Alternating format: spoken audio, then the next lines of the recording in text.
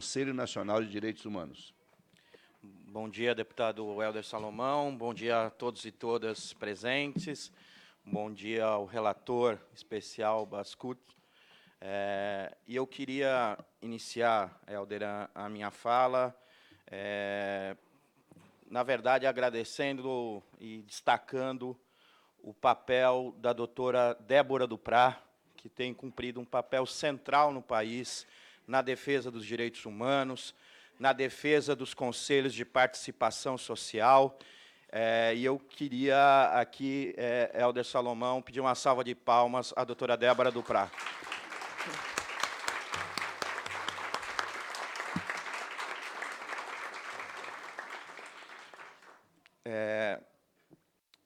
Doutor Bascu, muito importante, nesse momento do país, temos um relator especial, como a doutora Débora destacou, os direitos humanos são universais e nós precisamos que os sistemas internacionais tripliquem, quadrupliquem sua atenção ao Brasil.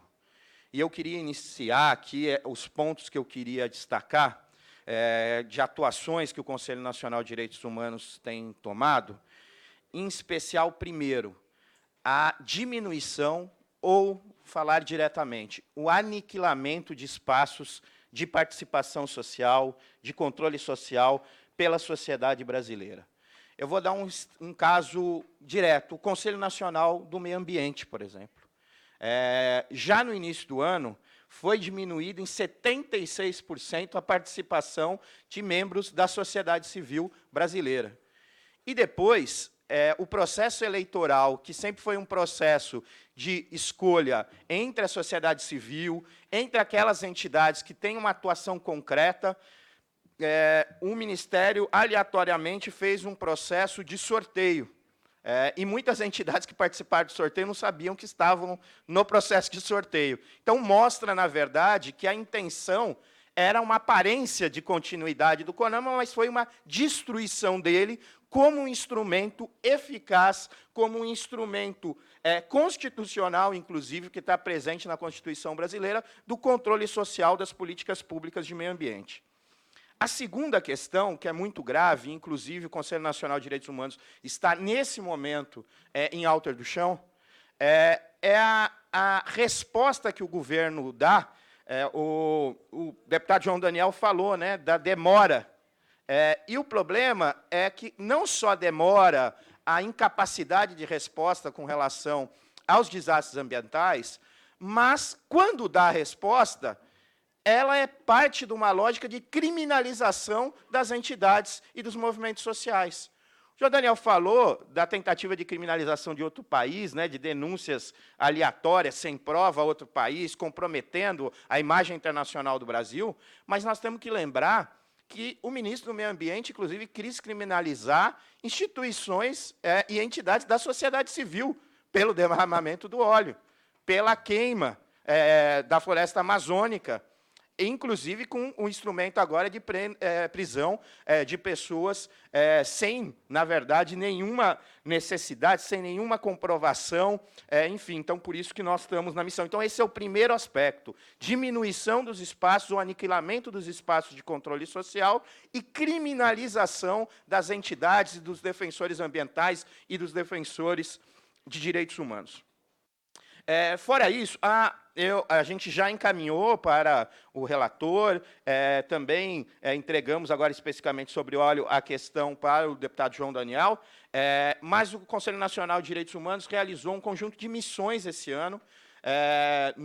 Em anos anteriores, nós tivemos também acompanhando o caso de Mariana e Brumadinho, e, inclusive, sobre essa questão, eu queria destacar que, nesta segunda-feira, houve uma grande manifestação das pessoas, né, atingidas por Brumadinho, por causa da situação de contaminação, e lá eles fizeram denúncias graves, entre elas que a compensação que está sendo feita acaba agora no final de 2020, sem na verdade, mudança ou alteração do quadro de contaminação na região e de retorno das atividades produtivas de cidadania daquelas pessoas. Denunciaram também a doutora Débora também destacou, a não punição. Simplesmente, o maior desastre acontecido no Brasil em torno das barragens não tem punição em nenhuma esfera. Então, essa é uma outra questão muito grave, que é a responsabilização das empresas e das pessoas responsáveis por esse crime que vitimou pessoas, né? Não só morreram pessoas, mas como as atividades produtivas e sociais daquelas pessoas foram comprometidas. Então, esse é um aspecto importante. Sobre a mineração também, nós tivemos, na Volta Grande do Xingu, é desolador a situação. Os indígenas ali presentes, que tinham um tipo, vamos dizer assim, de dieta alimentar, baseado na sustentabilidade do entorno do Xingu. Nós fomos comer peixe, né, doutora Débora?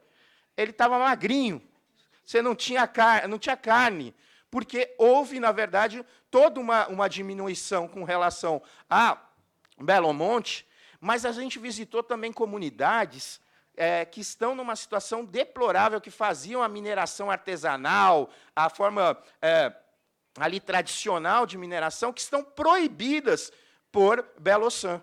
Então, a gente encontrou uma situação de isolamento social, alto nível de alcoolismo, e sobre a questão alimentar, foi muito interessante, a doutora Débora comentou da água, e a gente, quando foi visitar o posto de saúde, vimos muitas pessoas tomando remédios psiquiátricos, detalhe, sem psiquiatra, né? Então, valia, mas tomando e comendo lataria, refrigerante, porque era isso que era distribuído pelas empresas para as pessoas. O que acontece? Alta diabetes, enfim. Então, mudou totalmente a cultura alimentar daquela população, trazendo problemas de insegurança alimentar gravíssimos e as decorrências de saúde. Então, esse também foi um caso muito emblemático. E eu queria entrar aqui, para encerrando, em duas questões centrais. A questão dos agrotóxicos. E aqui eu queria dizer e saudar a forte capacidade de mobilização, de produção de conhecimento e informação da campanha permanente contra os agrotóxicos e pela vida, que tem cumprido um papel central no país. Nós tivemos mais de 382 novos registros de agrotóxicos. É o maior índice da história do Brasil. Sendo que mais de 40% desses, são proibidos em outros países. E nós estamos liberando aqui no Brasil, então quase metade desses agrotóxicos, liderança da história de índices de aprovação, mas quase metade deles são proibidos em outro país. Saiu uma pesquisa recente que 1 em cada 4 municípios do país, na sua água, tem um coquetel de agrotóxicos, uma série de... Então, a contaminação da água e a combinação desses agrotóxicos, que é outra coisa que não há tanto estudo assim, do impacto que tem, às vezes, de um agrotóxico, mas poucas formulações sobre quando eles são combinados. Então, é muito grave. E eu queria destacar aqui que tem um aspecto importante. A Constituição garante a liberdade econômica, às vezes muito utilizado pelo setor empresarial, né, para falar da liberdade econômica. Mas hoje, em diversas regiões do país, um agricultor que decida produzir sem veneno não consegue fazer, por exemplo, a sua certificação da sua propriedade, por causa dos processos de pulverização aérea. Então, a gente vai lá fazer um processo de certificação orgânica de uma propriedade, você não consegue, porque naquela região há pulverização aérea. Então, mesmo quem não quer, não tem garantido a sua liberdade econômica pela contaminação, pela pulverização aérea. E eu queria encerrar, que é uma também das questões, né, o Conselho fez, queria agradecer muito o trabalho também, a dedicação e a liderança aqui na casa do deputado federal Nilton Tato. A gente fez uma missão lá no Vale do Ribeira e pudemos ver essa situação gravíssima da pulverização aérea, não só sobre produtores, sobre escola, sobre posto de saúde, enfim. E eu queria terminar, e eu estou olhando aqui para a Aline, grande liderança dos catadores e das catadoras de materiais recicláveis, para destacar um outro elemento. O Brasil aprovou a Política Nacional de Resíduos Sólidos. Os lixões deveriam, já passou o prazo, né, que mistura tudo, contamina solo, contamina ambiente, contamina as pessoas que ali trabalham, tiram seu sustento, deveriam já ter sido fechados. E o Brasil ainda tem mais de 3.000 lixões funcionando plenamente e livremente, contaminando o solo, o meio ambiente.